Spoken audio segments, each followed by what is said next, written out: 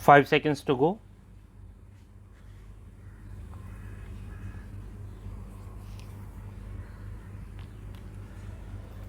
Start.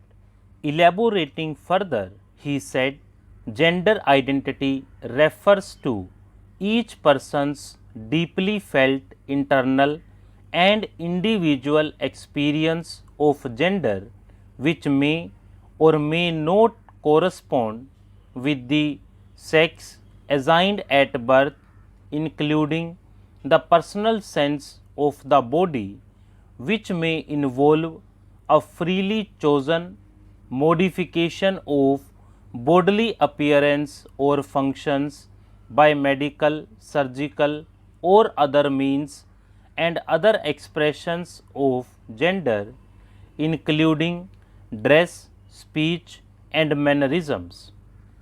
Gender identity, therefore, refers to an individual's self identification as a man, woman, transgender, or other identified category. Going to the concept of discrimination, he stated the discrimination on the ground of sex under Articles 15 and 16, therefore, includes discrimination on the ground of gender identity. The expression sex used in Articles 15 and 16 is not just limited to biological sex of male or female, but intended to include people who consider themselves to be neither male nor female. Dealing with the legality of transgender identity, Radhakrishnan judge ruled the self-identified gender can be either male or female or a third gender. Hijras are identified as persons of third gender and are not identified either as male or female. Gender identity, as already indicated, refers to a person's internal sense of being male, female, or a transgender. For example, Hijras do not identify as female because of their lack of female genitalia or lack of reproductive capability. This distinction makes them separate from both male and female genders, and they consider themselves neither man nor woman but a third gender. Sikri judge, in his concurring opinion dwelling upon the rights of transgenders, laid down that gender identification is an essential component which is required for enjoying civil rights by the community. It is only with this recognition that many rights attached to the sexual recognition as third gender would be available to the said community more meaningfully, which the right to vote, the right to own property, the right to marry, the right to claim a formal identity through a passport and a ration card, a driver's license, the right to education, employment, health, and so on.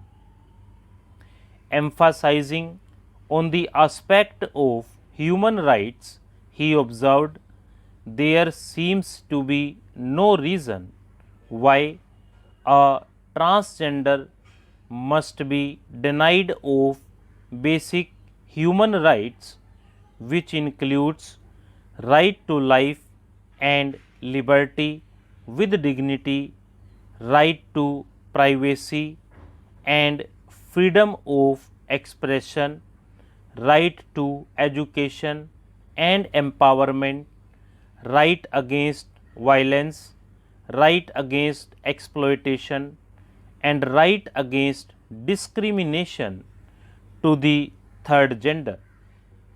The Constitution has fulfilled its duty of providing rights to transgenders. Now it is time for us to recognize this and to extend and interpret the Constitution in such a manner to ensure a dignified life for transgender people. All this can be achieved if the beginning is made with the recognition of TG as third gender. The aforesaid judgment, as is manifest, lays focus on inalienable gender identity and correctly connects with human rights and the constitutionally guaranteed right to life and liberty with dignity.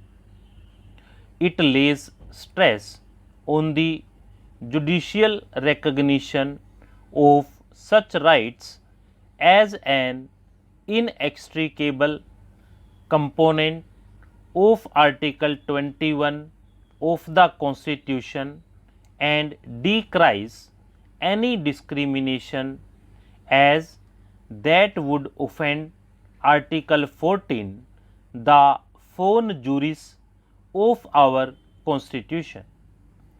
It has to be borne in mind that search for identity as a basic human ideal has ruled the mind of every individual in many a sphere like success, fame, economic prowess, political assertion, celebrity status and social superiority, etc.